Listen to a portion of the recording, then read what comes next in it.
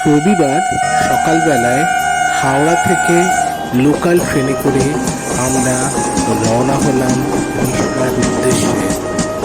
আমাদের গন্তব্য মাহেশের জগন্নাথ মন্দির, যা ভারতবর্ষের মধ্যে দ্বিতীয় প্রাচীন জগন্নাথ মন্দির।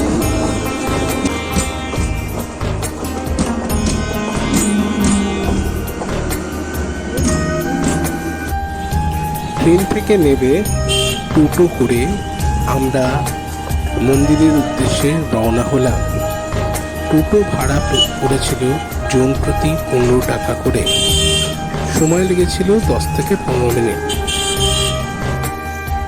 প্রায় 600 বছর আগে ধ্রুবানন্দ নামে এক সন্ন্যাসী একবার পুরীতে জগন্নাথকে নিজ হাতে রান্না করে ভোগ নিবেদন করার ইচ্ছা প্রকাশ করেছিলেন, কিন্তু ওখানকার পাণ্ডারা তাকে ভোগ নিবেদন করতে দেননি।